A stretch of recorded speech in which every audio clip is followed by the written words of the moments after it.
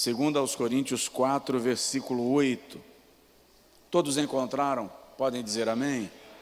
Os que estão sentados, se puderem estar de pé, por gentileza, lhe agradeço a atenção e o cuidado. Em tudo somos atribulados, mas não angustiados, perplexos, mas não desanimados, perseguidos, mas não desamparados, abatidos, mas não destruídos, trazendo sempre por toda a parte a mortificação do Senhor Jesus no corpo, para que a vida de Jesus se manifeste também no nosso corpo.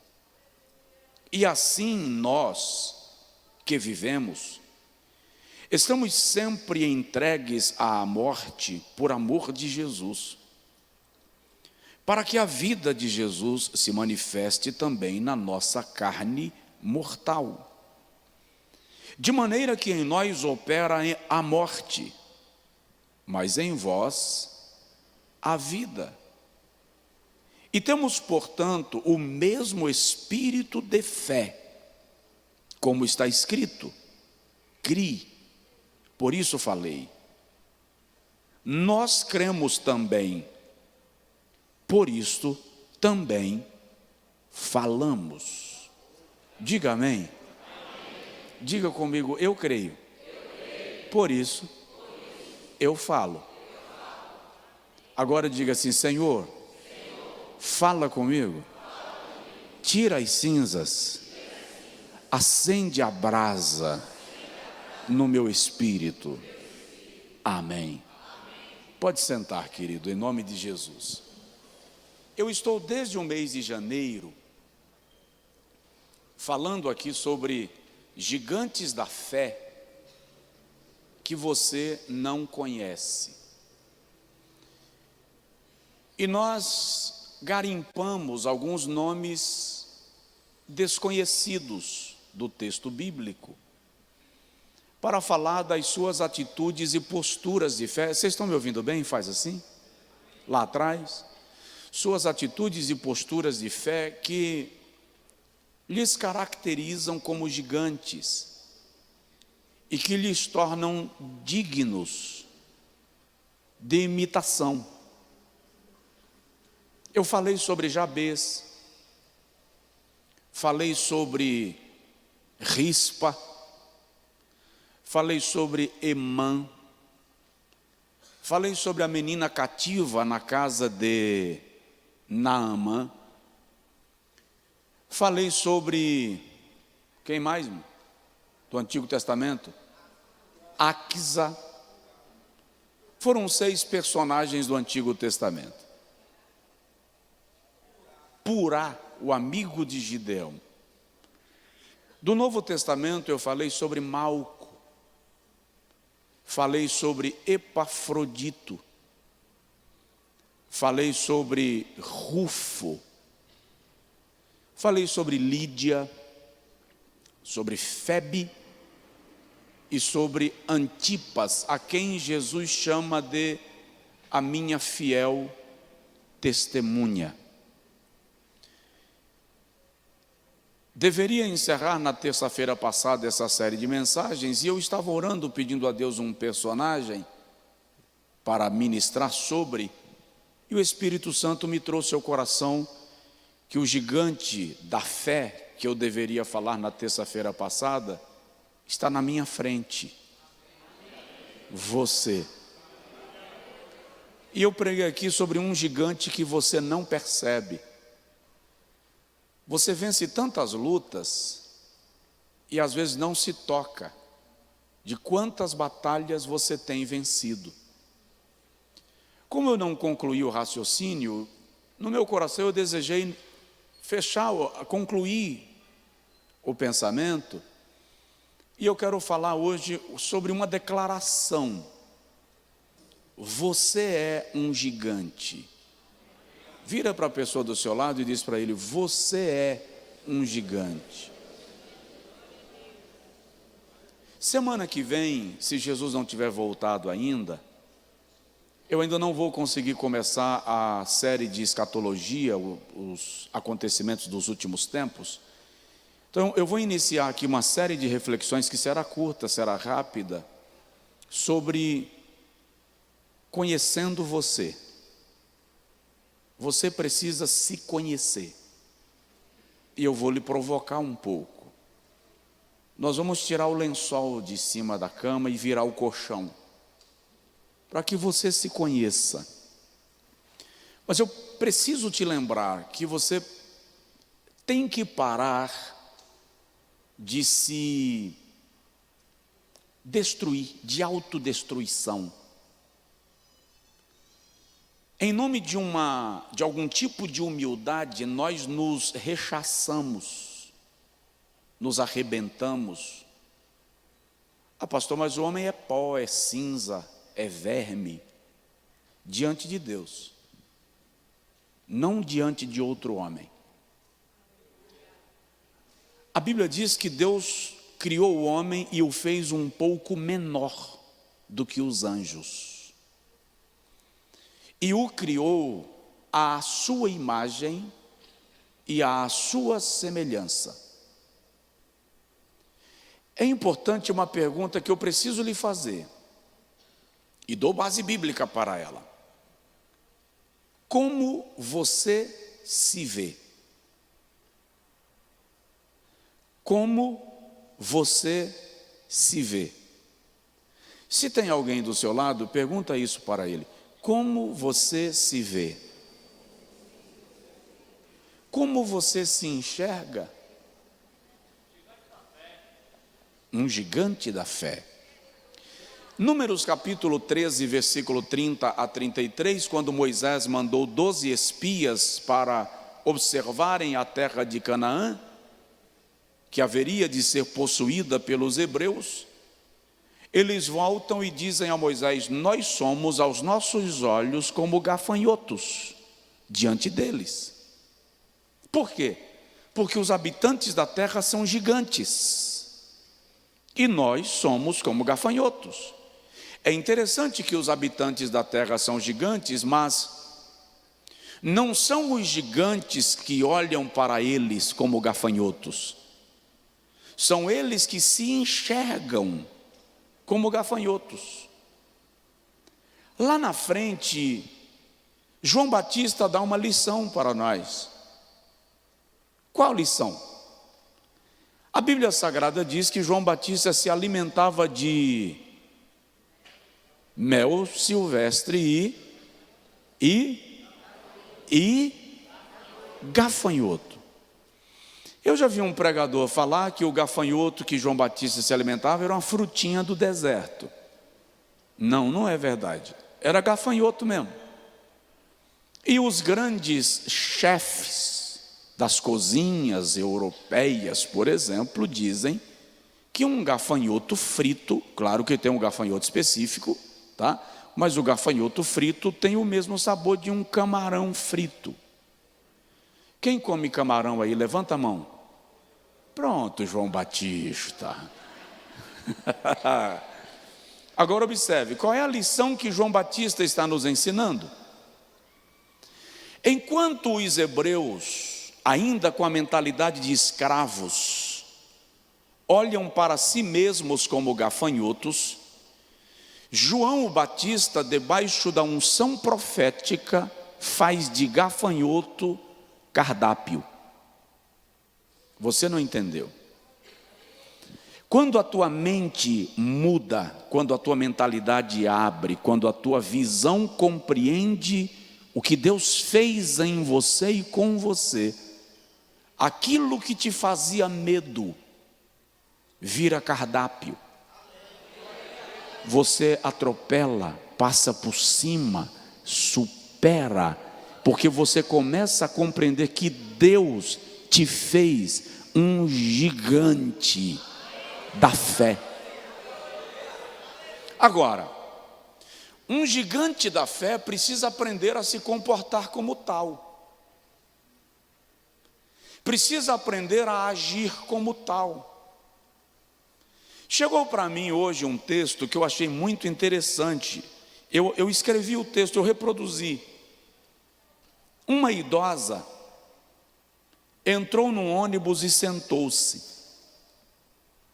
Na próxima parada, uma jovem forte e mal-humorada entrou e assentou-se abruptamente ao lado dela, batendo nela com todas as suas sacolas. A idosa permaneceu calada e não deu nenhuma demonstração de irritação. A jovem corpulenta, estranhando o silêncio da senhora, perguntou: por que a senhora não reclamou quando eu lhe atropelei com as minhas sacolas? E a idosa serenamente respondeu: não é preciso ser rude ou discutir sobre coisas insignificantes, porque a nossa jornada juntas é muito curta. A observação que o comentarista fez: cada um de nós tem que entender que nosso tempo é tão curto que não vale a pena obscurecê-lo com brigas, discussões, ciúme, acusações, não perdoar uns aos outros, descontentamento. Tudo isto é perda de tempo e de energia. E a observação continua: alguém partiu o seu coração? Fique calmo, a jornada é curta. Alguém te traiu, te intimidou, te humilhou? Fica calmo, desculpa, a jornada é curta.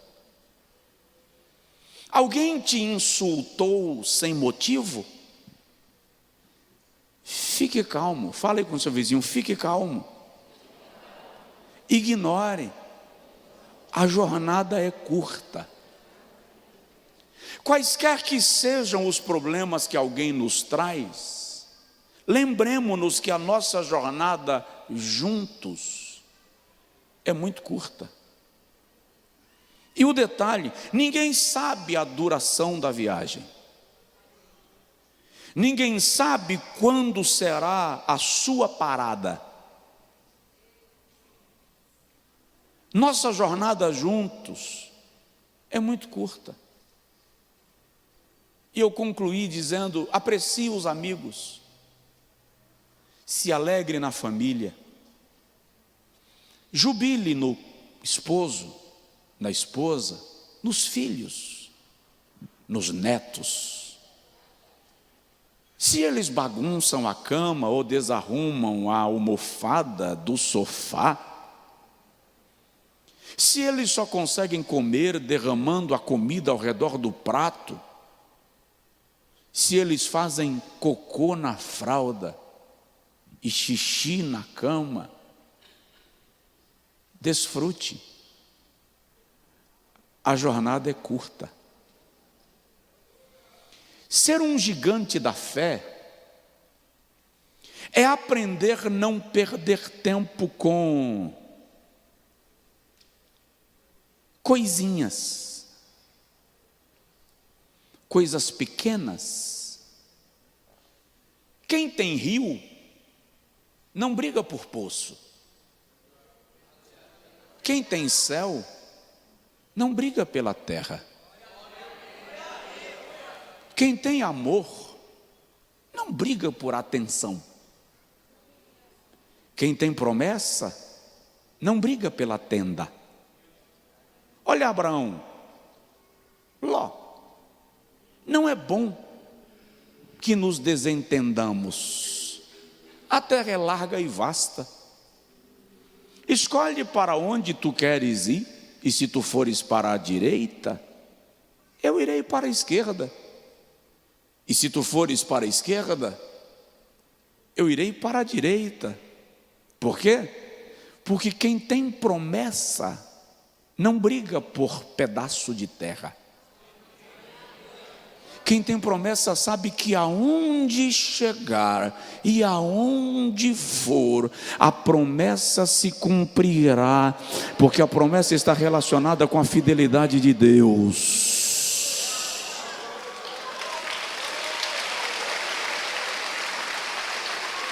Aleluia! Isso te faz um gigante da fé. Muitas vezes nós, gigantes da fé, nos fazemos nanicos. Somos diminuídos por nós mesmos, porque não aprendemos a selecionar as guerras que definem territórios. Algumas simplesmente não representam nada. É só uma questão de birra, razão. Aquilo que eu chamo de minha honra. E muitas vezes é a briga do gigante com a hiena que vai manchar a honra, e não a hiena rangindo no deserto. Preste atenção, você está no deserto, mas não mora lá. A hiena mora, você está passando. A hiena vai continuar no deserto. Seu destino é Canaã, terra que mana leite e mel. Deu para entender aí? Dá para acordar para a vida?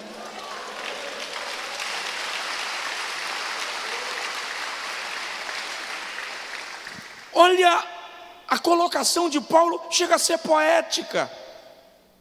Em tudo somos atribulados, mas não angustiados, perplexos, mas não desanimados, abatidos sim, mas destruídos? Não. Perseguidos, mas não desamparados. Trago no meu corpo a mortificação do Senhor Jesus, para que pela minha mortificação a sua vida seja manifestada também no meu corpo.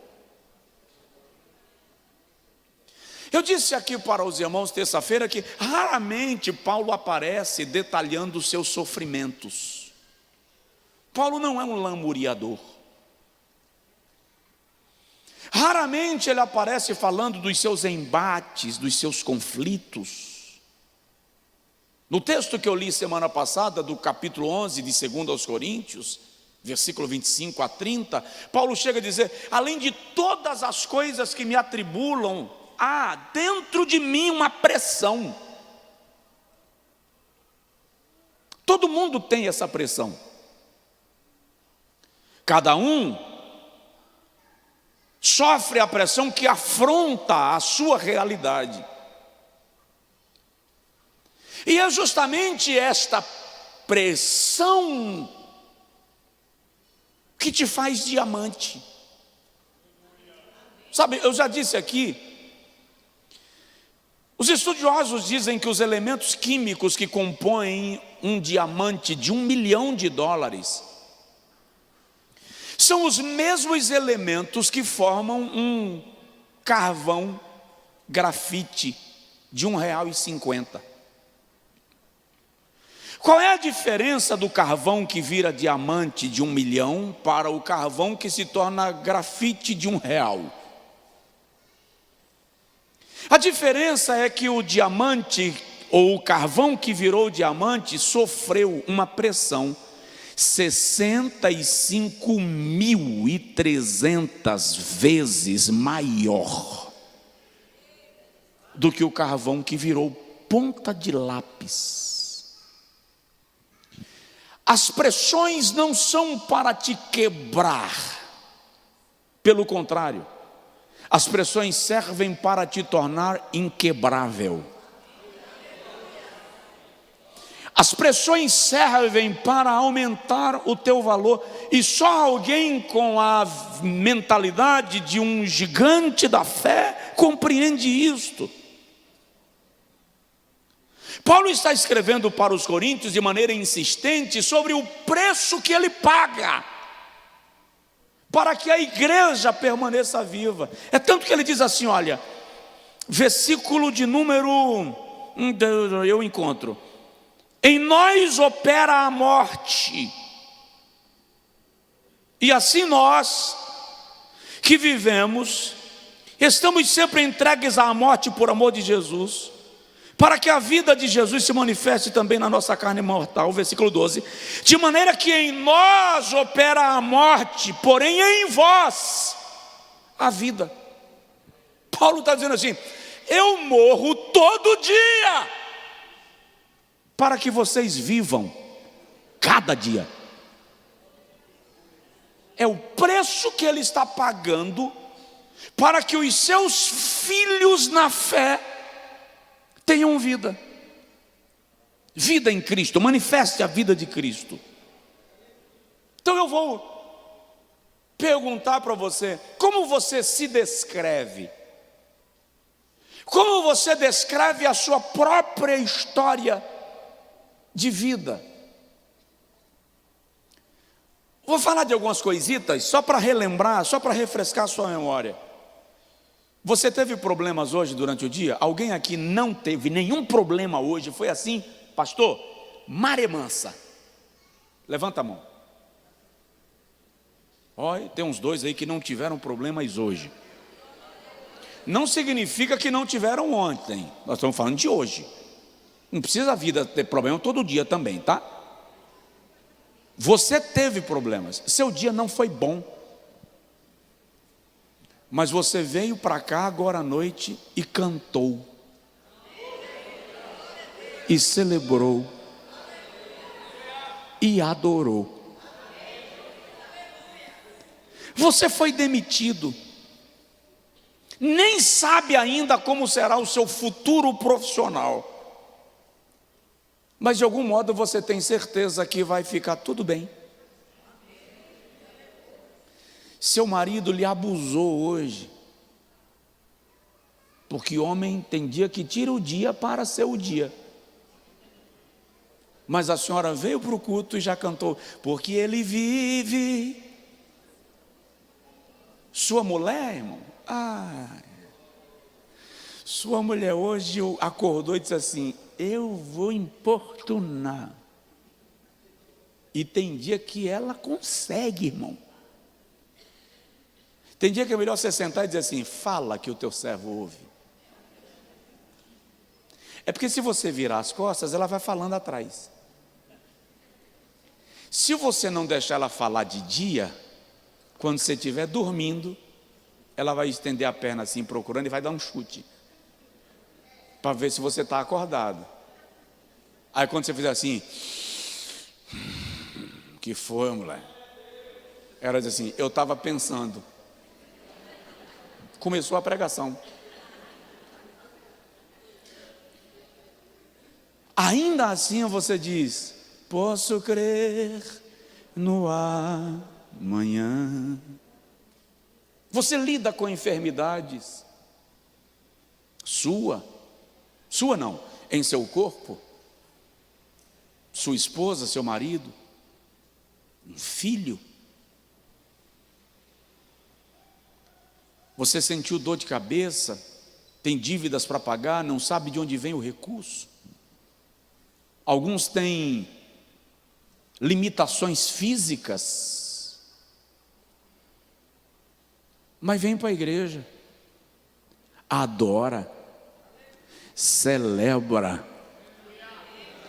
Não estou com paciência de ouvir ninguém hoje. Eu não sei nem porque que eu estou nessa igreja hoje à noite, porque eu não estou com paciência. Mas você está aqui recebendo a palavra de Deus, que te alimenta, te nutre, te fortalece, te robustece e te leva para viver o amanhã cheio de vitórias.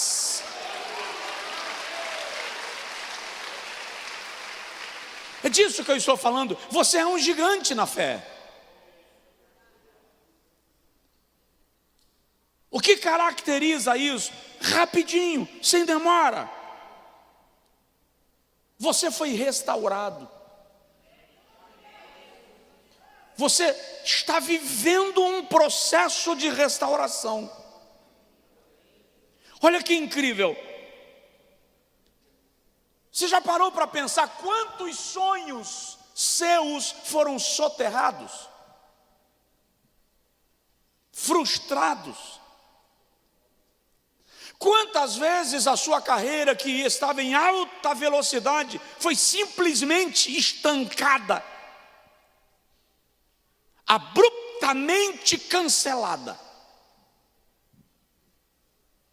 Você faliu. Não encontrou dinheiro nem para pagar a conta de luz. Seu casamento acabou. Marido acordou com o cérebro virado e disse: fui. A mulher acordou transtornada e disse: nem pintado de ouro. E foi. A pessoa em quem você mais confiou te golpeou. Você ficou estilhaçado, fragmentado. O salmista diz no Salmo de número 31: olham para mim e me tratam como um morto e sepultado. Aí ele diz: sou como um vaso quebrado. O que a gente faz com um vaso quebrado? Pega os cacos, joga no lixo, não serve mais. Lembra de Malco? Teve a orelha cortada. Dentro do contexto de Malco, aquilo significava ministério cancelado, sem chance. Mas aquele que dá ministérios também coloca a orelha no lugar, também restaura, também conserta. Aquele que chama morto para fora depois de 4 dias sabe restaurar você. Aquele que trata a tua vergonha sem te fazer vergonha, como fez com Pedro, conhece você. Aquele que pega cacos do vaso que se quebrou e refaz, é o homem que tem paciência para pegar o que sobrou de você e fazer de novo. Emmanuel, Salmo de número 84 diz: olham para mim e declaram a minha morte, mas eu te louvarei. Mas como assim? Estão declarando a morte do camarada, mas ele está te louvando. O que Emmanuel está dizendo é: ainda que morto, caído, ferido, sangrando, eu estou te louvando. Quando o oleiro vê isto, quando o Deus da restauração vê isto, ele desce ao teu encontro e começa a catar os cacos. Ei, essa demora que você acha que está, mas está demorando muito, pastor. Fica tranquilo, é porque o oleiro está catando todos os cacos, ele não vai deixar nenhum pedaço debaixo da mesa. Quando ele reunir todos os cacos, ele começa o processo de restauração. Gigante da fé não é quem nunca se sentiu quebrado. é aquele que já se sentiu restaurado, ou está em processo de restauração. No vale de ossos secos, Ezequiel vê uma coisa terrorosa. Ezequiel 37, aquilo é um filme de terror. O Senhor me levou para caminhar sobre um vale de ossos secos, ossada humana enchendo um vale. E Deus é tão cuidadoso que diz a Ezequiel: caminha ao redor deles. Por que ao redor? Porque se caminhar dentro, você vai pisar e vai quebrar. É osso velho, seco. Mas eu não quero que quebre, porque eu tenho interesse em reconstruir e montar tudo de novo. Eu estou te dizendo que ainda que você esteja na sepultura espiritual, destruído emocionalmente, sua mente não consegue reagir à angústia, à depressão, à frustração, ao pânico, ao terror. Jeová está declarando que o vento do Espírito Santo já está soprando no vale, e ele vai restaurar a sua vida, restaurar a sua sorte. E eu profetizo sobre a sua vida novo dia, nova chance, nova oportunidade, novo tempo, novo nível. Deus vai te restaurar.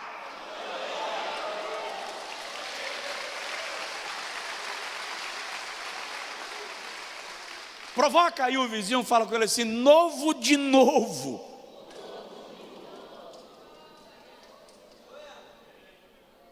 Isto faz de você um gigante na fé. Segundo, o que faz de você um gigante na fé? Sua lealdade e sua disposição de servir. Eu vou usar um termo que eu usei aqui quando eu preguei sobre Epafrodito. Parabolani. Parabolani. Olha para a pessoa do seu lado e fala com ele assim: você é um parabolani? Pastor, isso não é um palavrão? Presta atenção. Nos dias primitivos, havia um grupo de jogadores que eram chamados de parabolanes. Eram aqueles que no jogo tinham o hábito de jogar tudo, para que o resultado fosse tudo ou nada. Eram aqueles que não tinham medo de arriscar, mesmo quando as chances eram remotas. Esse termo passou a ser usado nos dias da igreja primitiva para se referir a aqueles irmãos que tinham o ministério de visitar enfermos e presos em situações graves. Aquele enfermo que ninguém queria ir porque entendia-se que era uma doença contagiosa. Aquele preso que ninguém queria nem fazer conexão da sua imagem com a dele, porque o cara tinha uma imagem tão ruim que ninguém queria fazer correlação da sua imagem com o tal. Haviam irmãos que cuidavam dessas pessoas, eram os parabolanes. Eles estavam dispostos a arriscar a sua vida pelo cuidado que tinha com o outro. Quando Paulo fala de Epafrodito, ele usa uma expressão que aponta para esta palavra, parabolane. Ele diz: Epafrodito quase morreu, chegou a oferecer a sua vida à morte. Filipenses 2:30, por causa da minha vida. E ele diz aos irmãos de Filipos: ele não apenas trouxe a vossa oferta, como ele ofereceu-se como oferta por mim. Um parabolane, alguém leal e amigo, a ponto de ir às últimas consequências para ajudar o amigo enfermo ou preso. Um parabolane jamais passaria na estrada, veria o amigo ferido e deixaria lá. Um parabolane jamais vai encontrar um companheiro que foi golpeado na viagem, traspassado na guerra, e deixá-lo morrer sozinho. Lembro agora de um pelotão que estava em guerra, e 2 soldados fizeram um pacto: se um de nós for ferido no campo de batalha e o outro estiver bem, aquele que estiver bem não deixará o ferido em campo. Aliança feita. Final do dia, depois da batalha do dia, quando o comandante vai passar ou repassar a tropa para ver quem faltava, um daqueles amigos não voltou para a base. E o amigo que fez com ele um trato disse: comandante, eu preciso voltar ao campo em busca do meu amigo. E o comandante disse: você não pode, ele foi ferido, provavelmente está morto, é noite, você não irá. E enquanto o comandante falava, ele sumiu na escuridão. E depois de algumas horas, ele chega de volta à base, trazendo o seu amigo morto sobre os ombros. E o comandante está esbravejando e diz: vou te levar para a corte marcial, porque você quebrou uma ordem minha, colocou os seus companheiros em risco, e para quê? Ele está morto. E o soldado disse: é, comandante, ele está morto. Mas quando eu pulei na vala onde ele estava, ele olhou para mim e disse: eu sabia que você viria.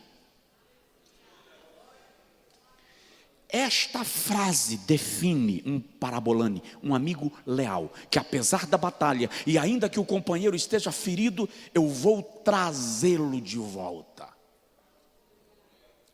Quantas pessoas se desviaram e a gente nunca perguntou por que elas sumiram da igreja? Quantos amigos te deixaram e você diz: azar o deles que perdeu a minha amizade? Um gigante da fé não deixa um amigo no caminho só porque foi ferido. Será que o Espírito Santo não trouxe à tua memória agora o nome de alguém para quem você deve telefonar ainda hoje à noite e dizer: onde você está? Vou perguntar: quantas pessoas lembraram de alguém agora e você sabe que o Espírito Santo provocou a sua memória? Levanta assim a mão discretamente. Não precisa ser todo mundo. Viu? Alguns. Faz isso. Às vezes só precisa de uma palavra tua. Muitas vezes um alô quebra um laço, anula uma sentença, destrói um laço armado. Um gigante na fé está disposto a servir. Um gigante na fé está disposto a dar a mão, está disposto a carregar aquele que não aguenta andar sozinho. Tem alguém aí na igreja? Está tudo bem? Paro? O que te caracteriza como um gigante na fé? Você foi restaurado. Vou repetir porque só um foi restaurado. Você foi restaurado. Agora, se tem alguém do seu lado, pergunta para ele assim: você sabe por que Deus te restaurou? Ou você acha que Deus te restaurou para você ser manequim de vitrine?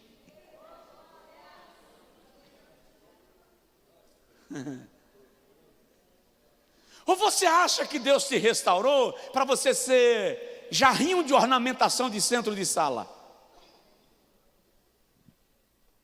Olha para cá. Deus te restaurou para que você seja instrumento da restauração de alguém. Deus te restaurou porque te viu útil para o seu propósito. Porque Ele quer, através de você, alcançar outras pessoas por meio do teu serviço, da tua lealdade, da tua disposição de ajudar. Você saiu da fossa e está com nojo de quem está lá? Coloca a mão e socorre alguém. Salva alguém. Tira alguém da armadilha e do laço que caiu. Aleluia! O Senhor dos exércitos te chamou, te restaurou para um propósito. E eu tenho que lhe dizer isso: cumpra o propósito para o qual Deus te levantou.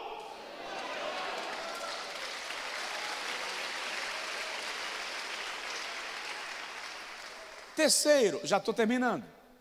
O que caracteriza você como um gigante da fé? Saúde mental. Fala assim: eu não sou doido. Saúde mental. Sabe, gente, não é só sobre ser restaurado. Não é apenas sobre servir. É sobre saber lidar com as cicatrizes e os traumas. Tem gente que sai do buraco, supera a crise, mas se torna vítima de si mesma.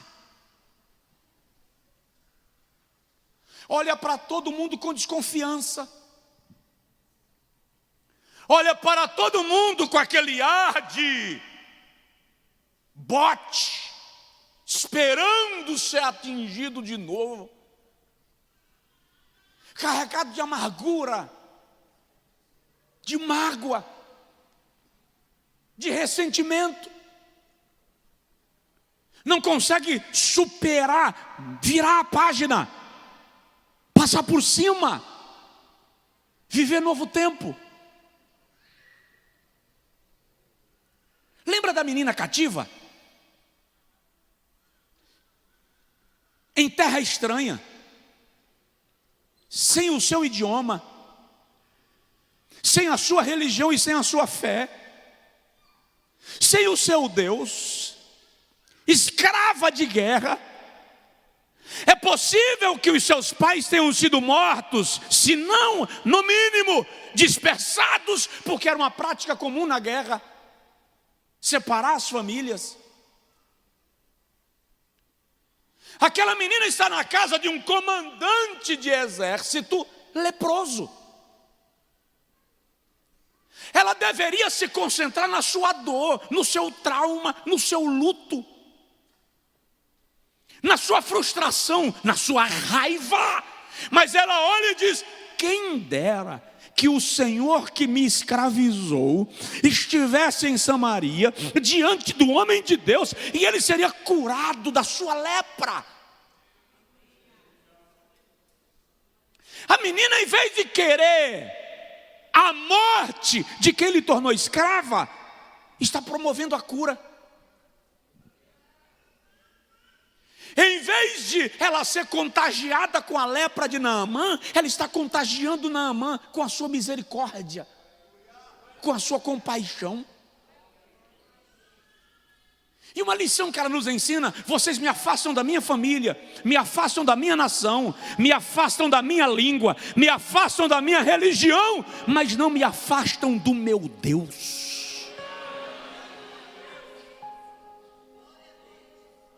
ela tem uma estrutura mental extremamente saudável. Ela sabe lidar com os traumas.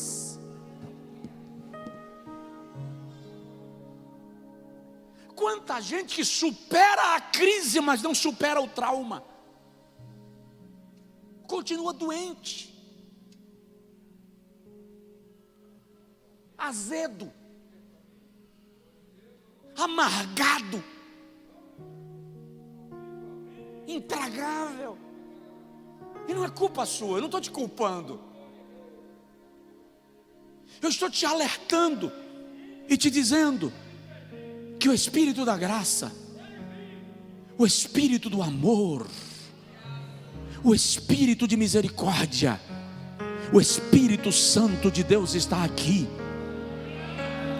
E Ele quer tocar a tua alma, fechar os teus sangramentos, curar as tuas feridas. Por isso que Jeremias diz: cura-me, Senhor, e serei curado, salva-me e serei salvo. Davi diz: tira a minha alma da prisão. Eu declaro nesta noite, em nome de Jesus e pelo poder da palavra, seja livre, seja curado, seja curada.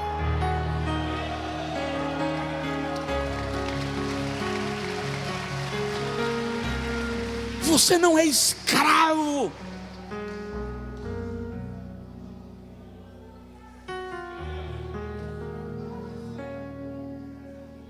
Levante-se pela fé.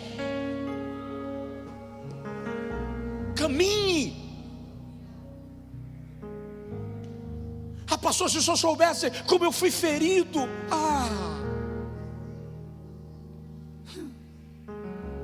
Se tu soubesses. Não fica no buraco. Você está vivo, sai do caixão. Pastor, me jogaram na sepultura. Jogaram, mas jogaram você vivo. Sai de lá. Esses dias eu estava lendo de um costume antigo, que quando enterravam naquela nação, o indivíduo deixava uma cordinha dentro da sepultura e um sino do lado de fora, porque se porventura não fosse morte e ele acordasse, ele puxava a cordinha e alguém tinha que estar lá no cemitério observando se algum sino ia tocar. Eu não sei se eu ia lá ver o sino, irmão, não sei não. Eu acho que eu ia ficar meio... Imagina esse sino tocando aí de madrugada. Mas presta atenção, te enterraram como morto, mas você não morreu. Puxa a cordinha, toca o sino, profetiza aí para o seu vizinho e diz para ele: você está vivo, viva, você não morreu, Jesus não deixou. Recebe essa palavra, você que está em casa, recebe essa palavra, você está vivo, viva. Se levante.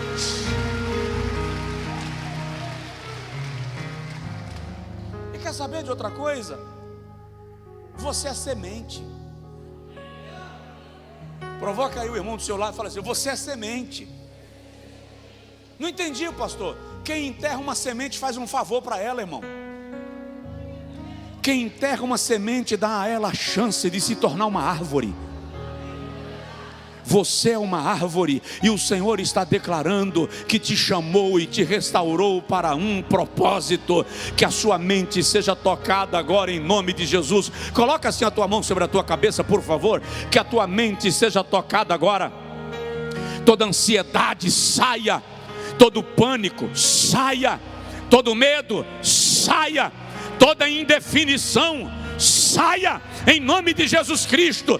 Toda mágoa e raiva saia em nome de Jesus. Todo desejo de vingança saia em nome de Jesus. Toda insegurança saia em nome de Jesus. Eu declaro no poder da palavra milagre na sua mente esta noite.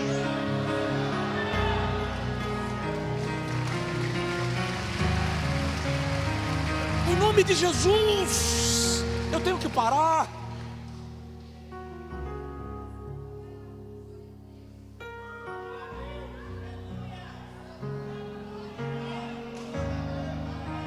Você é um gigante. Você luta, é ferido, se levanta, caiu, levantou, está arranhado, mas está caminhando, está triste, mas canta. Vamos lá, perseguidos, mas não desamparados, atribulado, mas não angustiado, perplexo, mas não desanimado, abatido, mas não destruído, solitário, mas não sozinho. Você é um gigante em Deus. Posso todas as coisas naquele que me fortalece.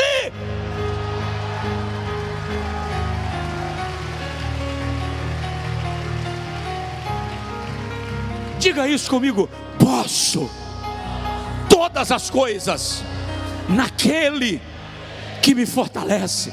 Repete: posso todas as coisas naquele que me fortalece. Só mais uma vez: posso todas as coisas naquele que me fortalece.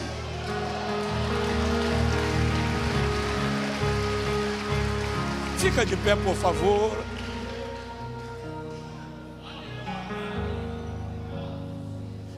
Não significa que não tem dia que você não se sinta fraco. Não significa que não haverá dias que você não sentirá o desespero bater a porta. Mas significa que você vai reagir como um gigante na fé.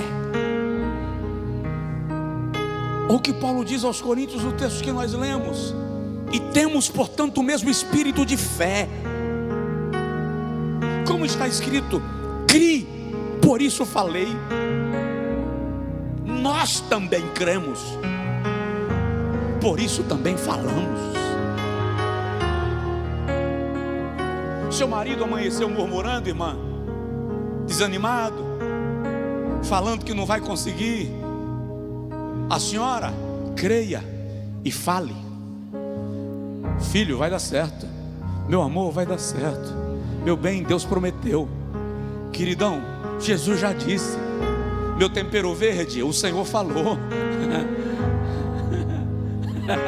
Eu não sei como é que você chama o seu marido, se é tempero verde, se é de alface, orquídea da Amazônia, não sei.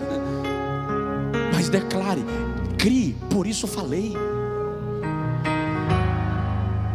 Não desanime sua esposa. Ela amanheceu para baixo, carregada de ansiedade. Não piore a situação. Ela está vivendo a fase, o dia sombrio, o dia cinzento. Você é marido, creia e fale. Tenha fé. Deus é conosco. Tenha paciência. Deus vai ajudar. O filho ligou desanimado, carregado de ansiedade, não tem ainda maturidade para lidar com as intempéries da jornada. Pai, seja o sacerdote que diz: filhão, minha filha, tenha calma, vai dar certo. Crie, por isso falei. Eu vou concluir apenas citando mais uma característica que te faz gigante: a tua generosidade. E deixa eu te falar, generosidade não é apenas o ato de dar. Generosidade é também o ato de dar-se. É o ato de oferecer-se. É o ato de chegar diante do outro e dizer assim: pô, não posso fazer nada para ajudar a resolver esse trem, mas ó, conta comigo, estou aqui. Vou orar com você. Pode dormir que eu fico acordado. Pode dormir. Vou ficar aqui do seu lado. Quando você acordar, eu vou estar aqui. Isso é generosidade. Paulo, de todos os heróis da fé que nós falamos nesses 4 meses, 14 semanas hoje, Uma característica comum a todos eles é a generosidade. Todos eles são generosos no cuidado com o outro. Eu lembro agora da viúva, que o profeta chega na casa dela e diz assim: pega um pouco de água para mim. Tem 3 anos sem chover, e o cara chega pedindo água. E se ela soubesse que a culpa da falta de chuva era dele, ele diz assim: cada uma suspende a chuva e vem para cá com sede. Quando ela levanta para pegar água, ele diz assim: faz um bolo para mim. Ela diz: ah, meu senhor, dá não, só tem um resto de farinha na panela, um pouco de azeite na botija. Eu estou catando os últimos gravetos para fazer o último bolo para mim e para meu filho, a fim de que nós comamos hoje e morramos amanhã. Ó o profeta. Desculpa, eu vou ser bem, eu vou usar gíria agora, tá? Ó que onda. Ó que onda. Faz um bolo primeiro para mim. Lá vai outra. Pô, meu, eu acabei de te dizer que eu estou fazendo o último bolo para eu comer hoje e morrer amanhã, e você quer que eu faça um para você? Você veio de onde? Você está em outro planeta? Não, a mulher não reage assim. Ela levanta e vai lá, pega o resto da farinha na panela, o resto de azeite na botija, faz o bolo e traz para o profeta. Irmão, eu sou pai, eu sei o que é menino com fome. Eu imagino o filho daquela mulher olhando para o profeta comendo o bolo e dizendo assim: lá se foi meu bolo. Quando o profeta termina de comer, ele olha para a mulher e diz: vai, faz um bolo para ti e para o teu filho. Não, o senhor não entendeu. Ela não sabe que ele é profeta. O senhor não entendeu. Eu usei a última farinha da panela, o último azeite da botija. Ele diz assim: assim diz o Senhor,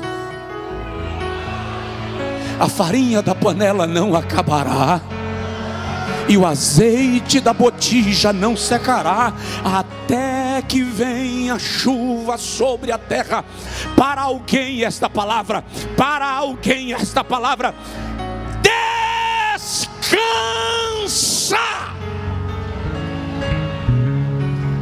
Não vai faltar farinha na panela, nem azeite na botija, porque o Senhor diz: eu abrirei sobre vós o meu bom tesouro, e derramarei sobre vós a chuva a seu tempo, e as eiras se encherão de trigo, e os lagares transbordarão de mosto e de azeite. Não vai faltar, não vai faltar, porque aquele que controla a chuva já disse.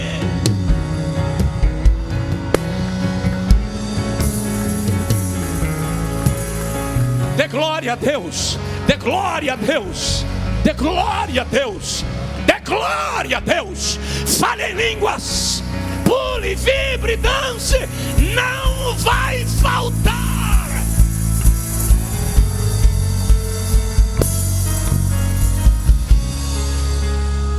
Abacai,